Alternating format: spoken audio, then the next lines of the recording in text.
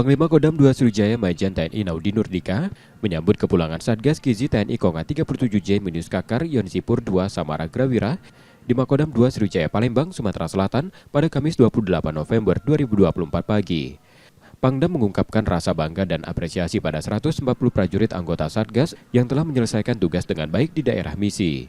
Menurut Pangdam Sriwijaya, keberhasilan Satgas bukan hanya karena kerja keras, tetapi juga ketangguhan dan semangat juang tinggi dalam menghadapi tantangan. Selain bekerja untuk melaksanakan tugas-tugas konstruksi maupun pembersihan ranjau-ranjau, nah itu juga merupakan hal yang tidak mudah ya untuk melaksanakan tugas tersebut. Tapi alhamdulillah kita bisa melaksanakan tugas dengan sebaik-baiknya dan bahkan kita mendapatkan prestasi, betul ya, beberapa prestasi dari PBB dan alhamdulillah itu menjadi kebanggaan bagi kita semua.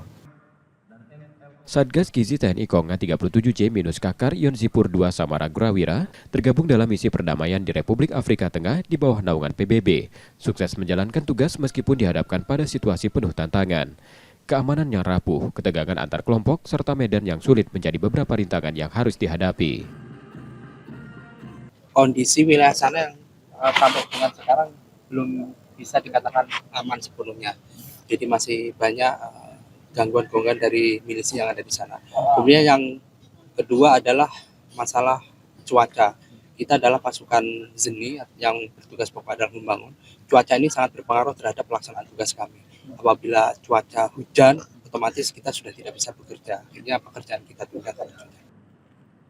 Berkat koordinasi solid dan profesionalisme, Satgas Gizi TNI Konga 37J mampu menyelesaikan berbagai misi penting, termasuk pengembangan infrastruktur, pengamanan wilayah, serta pemberian bantuan kemanusiaan.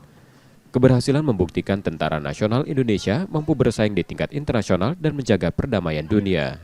Tim Liputan, Kompas TV, Palembang, Sumatera Selatan.